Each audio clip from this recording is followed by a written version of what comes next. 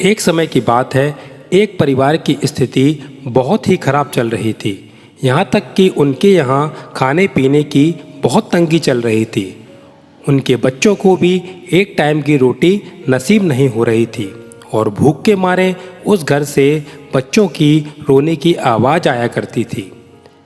ऐसे समय एक साधु उनके घर पर आता है और साधु ने उनसे कहा कि बेटा, कुछ मुझे खाने को दे दो। तभी घर की जो गरीब औरत थी वह निकलकर आती है और बोलती है कि महात्मा, मेरे पास तो खाने के लिए कुछ भी नहीं है। मेरे बच्चे भी भूख के मारे रो रहे हैं। कोई ऐसा उपाय बताएं जिससे मेरे घर की आर्थिक स्थिति अच्छी हो जाए। तभी यह सुनकर साधु महात्मा ने अपने झोले में से एक पर्ची निकाली।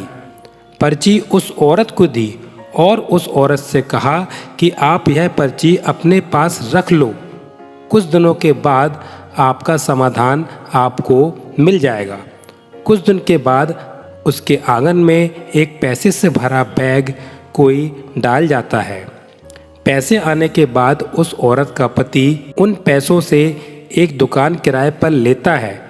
वह दुकान किराए पर लेने के बाद उसकी दुकान बहुत अच्छे तरीके से चलने लगती है और उनकी गरीबी धीरे धीरे खत्म हो जाती है।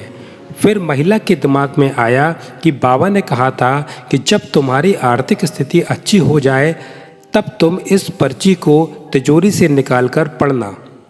अब उस पर्ची को पढ़कर देखने का समय आ चुका है कि उसमें क्या लिखा हुआ था।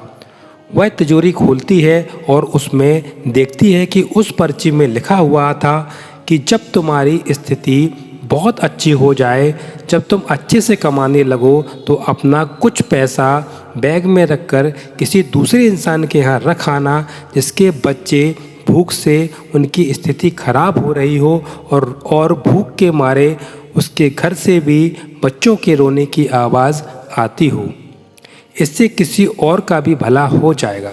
दोस्तों, हमें इस कहानी से यह शिक्षा मिलती है कि हमेशा हमें एक दूसरे की मदद करना चाहिए। समाज में हमें एक दूसरे का साथ देना चाहिए। बस हम सब एक दूसरे की मदद करेंगे तो सच में इस दुनिया में मुसीबत का बहुत हद तक कम हो जाएगी और एक दूसरों की सच्ची सेवा करना ही सबसे बड़ी इंसानियत है। दोस्तों, अगर आपको वीडियो पसंद आया हो तो वीडियो को ज़रूर लाइक करें, चैनल को सब्सक्राइब करना ना भूलें। चैनल पर बहुत अच्छी अच्छी कहानियाँ हैं, उनको देखना भी ना भूलें। धन्यवाद।